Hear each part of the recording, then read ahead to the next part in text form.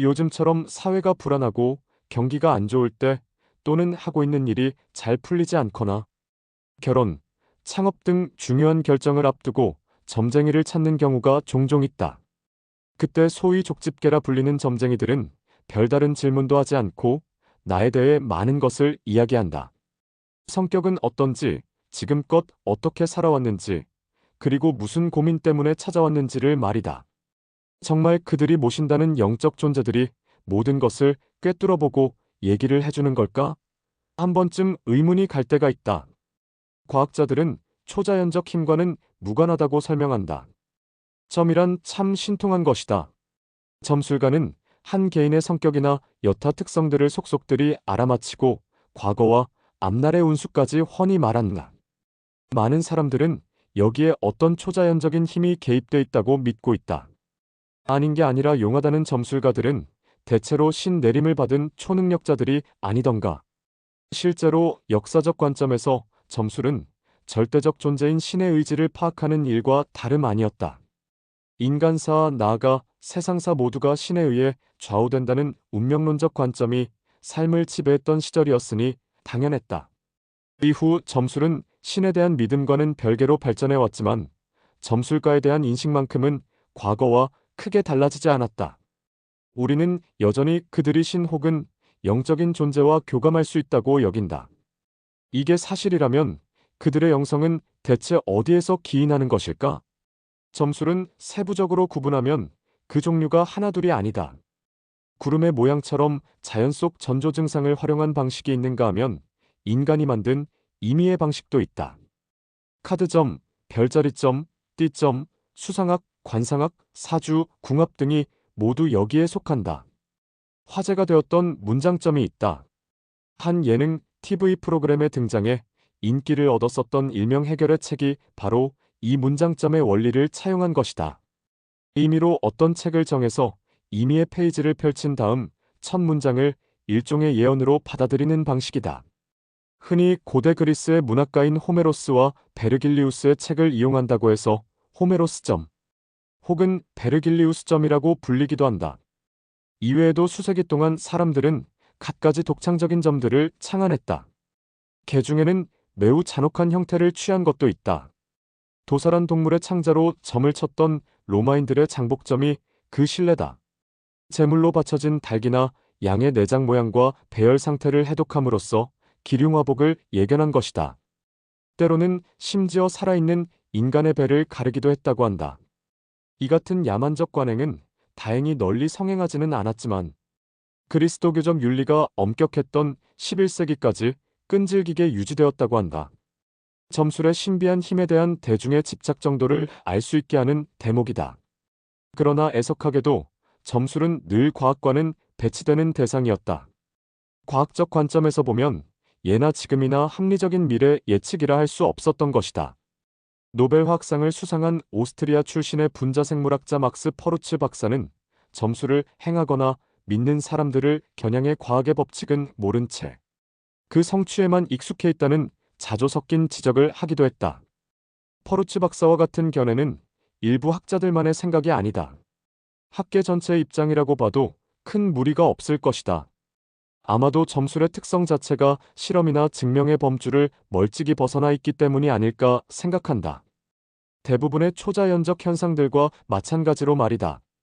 그렇지만 점술의 신비를 과학적으로 밝혀내고자 하는 시도가 아예 없었던 것은 아니다.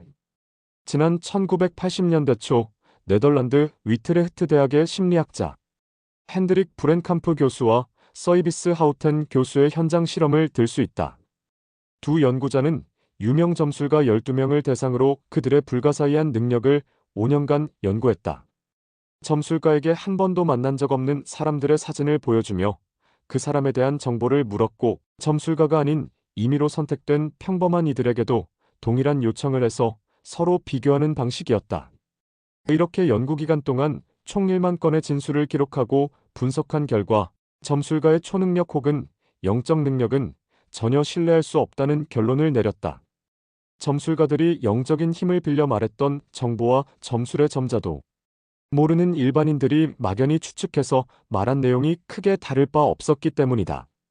그리고 당연히 두 집단 모두 해당 정보의 신뢰성과 정확성에 있어서는 의미 있는 수준의 적중률을 보여주지 못했다고 한다. 한 가지 재미있는 사실은 앞선 서이비스 하우텐 교수의 실험에서 사진의 주인공들은 6명 중 1명꼴로 점술가가 말한 내용이 매우 정확하다고 믿었다는 점이다. 진실은 그렇지 않음에도 말이다. 과연 이를 어떻게 해석해야 할까? 실제로 과학계가 아무리 점수를 우연이라 치부해도 우리 일반인들은 100% 우연이라고는 받아들이기 어려운 것도 사실이다. 점집이나 철학관, 사주카페 등에서 만난 점쟁이가 아무에게도 털어놓은 적이 없는 나만의 비밀을 단번에 간파해낸 경험이 있다면 더더욱 그렇다. 과학은 이 같은 미스터리한 현실을 다름 아닌 냉독술 콜드 리딩로 풀어낸다. 냉독술이란 상대에 대한 아무런 사전 정보가 없는 상태에서 그 사람의 속마음을 꿰뚫어보는 기술을 말한다. 세상에 뭐 이런 초능력이 다 있겠나 싶겠지만 실상 이는 초능력과는 아무런 관계가 없다. 자동차 운전이나 요리와 비슷한 테크닉일 뿐이다. 영국 하트퍼드셔 대학의 심리학자 리처드 와이즈먼 교수의 저서 미스터리 심리학에는 이런 냉독술이 자세하게 기술돼 있다. 책에서 와이즈먼 교수는 점술가들이 구사하는 냉독술의 대표적인 테크닉을 6가지로 정리했다. 치켜 세우기, 애매모호하게 말하기, 낚아서 찍어 올리기, 특별한 경험처럼 보이는 평범한 경험, 언급하기, 빠져나갈 구멍 만들기가 그것이다. 예를 들어보면 이렇다. 냉독술에 능한 점술가는 먼저 낯간지러운 칭찬으로 대화의 물꼬를 튼다.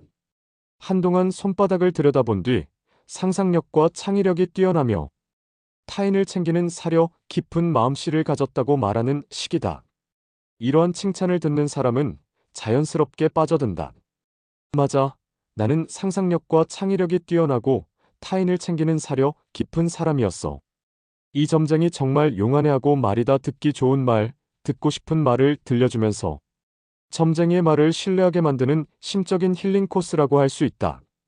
이후 점술가는 곧 성격에 대해 많은 이야기를 늘어놓을 것이다. 이때는 한 가지 특성이 아니라 그와 반대되는 다른 특성까지 함께 거론하는 게 정석이다. 사려 깊고 따뜻하지만 현실적이기도 하네. 많은 사람들은 당신이 활달한 성격의 소유자라고 생각하지만 사실 당신은 정말 내성적인 사람이야. 구독과 좋아요는 사랑입니다. 이런 식의 말을 들으면 우리는 내 자신에게 해당되는 내용에만 주의를 기울이고 틀린 내용은 흘려버린다. 본능적으로 듣고 싶은 것만 듣는 셈이다. 또한 점술가는 매우 모호한 어휘를 구사할 가능성이 높다. 다양한 해석의 가능성을 열어놓는 것이다. 가령 부동산 쪽에 변화가 있을 것 같네라고 한다면 여기에는 자신과 주변 사람들의 이사, 집값 상승과 하락, 집이나 토지의 구입이나 매각 등 많은 경우의 수가 담겨 있다. 이 중 어느 것 하나에서라도 연결고리를 찾게 되면 용하다는 믿음은 더 커진다. 만에 하나 점쟁이가 완전히 헛다리를 짚었다면 그래도 별 문제가 되지 않는다. 빠져나갈 구멍은 얼마든지 있으니까. 가장 일반적인 수법은 틀린 점괘를 계속해서 확대하거나 말을 완전히 뒤집는 것이다. 타로 점술가가 당신이 선택한 카드를 열어보고는 항구에서 배를 타는 모습이 보인다고 말했다고 해보자. 그런데 당신은 평생 도시에 살았고 바다를 좋아하지도 않는다. 실망스런 표정을 보일 때 점술가는 오히려 내 말을 1차원적으로 듣지 말고 비유적으로 받아들여야 해. 여기서 배는 삶에 다가오는 어떤 변화를 의미하는 거야 라며 핀잔을 줄지도 모른다. 이것은 아마도 일종의 심리 게임이 될 수도 있다. 심령술사와 과학자의 진위 공방을 다룬 영화 레드라이트에서 과학자는 심령현상이 자연현상의 주관적 해석이 더해진 것뿐이라고 강조한다. 굳이 냉독술이 아니라도 방법은 있다. 얼마간의 경험이 있다면 말이다. 예언이나 초능력이 아닌 오직 관찰에 의해 타인의 생각을 읽어낸다는 독일의 멘탈리스트 토르스텐 하베너는 이와 관련해 이런 말을 했다. 사람들이 점술가에게 들고 가는 문제는 비교적 고만고만하다. 우리 스스로는 자신이 다른 사람들과 아주 다르다고 생각할지 몰라도 사실 우리 모두는 서로 놀랍도록 비슷하다. 덕분에 충분히 예측이 가능하다. 그는 나는 네가 무슨 생각을 하는지 알고 있다라는 책에서 한 가지 사례를 소개하기도 했다. 나는 공연 때 막간을 이용해 누군가의 손금을 보고 그의 성격이나 과거 경험 같은 것을 분석해준다. 35분 정도 걸리는 이 쇼를 관객들은 인상적으로 받아들인다. 내가 낯선 사람을 파악하고 그의 과거를 자세히 알고 있다는 것이 충격적인 모양이다. 하지만 고백하건대 관객은 달라져도 내가 하는 말은 동일하다. 단어 하나 틀리지 않고 매번 똑같다. 하베너 역시 냉독술의 테크닉인 치켜세우기나 애매모호하게 말하기 등을 차용했다고 볼 수 있다. 다만 의식적으로 구사했다고 하기보다는 평범한 사람들의 고만고만한 경험치를 이용했을 뿐이다. 가령 이런 것이다. 당신은 타인과 잘 어울리는 외향적인 사람입니다. 사람들과의 교제를 좋아하고 대화를 잘 이끄는 편이죠. 단 분위기나 상대방의 취향이 당신과 잘 맞는 경우에만 그렇게 하는군요. 분위기가 마음에 들지 않으면 당신은 혼자 깊은 생각에 빠져 오히려 내성적으로 보일 수도 있어요. 모르긴 몰라도 이 문장을 읽으면서 자신이 그렇지 않다고 느낀 사람은 거의 없을 것이다. 여기서 조금 더 나아가면 왼쪽 무릎에 흉터가 하나 있다. 당신의 집 주소에는 숫자 2가 포함되어 있다. 당신이 차고 있는 시계는 선물로 받은 것이다와 같은 예측이 가능해진다. 이 정도까지는 조금 위험하지 않느냐고? 전혀 그렇지 않다. 믿기 힘들겠지만 이 같은 경우는 의외로 많은 이들에게 공통적으로 나타나는 일이라는 게 하베너의 설명이다. 아울러 하베너는 사람들이 관심을 가지고 있는 주제로 사랑, 일, 공부, 돈, 건강, 여행 같은 것들을 꼽았다. 이 주제 중 하나를 꺼내 이야기를 풀어가면 100~800중이라는 것이다. 결과적으로 점술가, 아니 누구든 연습만 하면 나이나 성별을 고려해 과거의 경험과 현재의 문제들을 합리적으로 추측할 수 있다. 그리고 몇 가지 유도 질문을 해서 추가 정보를 얻어낼 수 있다면 의심스러운 부분을 확인하거나 제거할 수도 있다. 여러 사람과의 만남을 경험으로 상대를 예측할 수 있다는 것이다. 사람들은 자신이 듣고 싶은 것, 자신에게 유리한 것에 집중하는 경향이 있다. 보편적 상황을 얘기해도 내 얘기라고 받아들이는 것이다. 2부에서는 점술가들의 예측과 냉독술의 테크닉에 대해서 자세히 알아보겠습니다.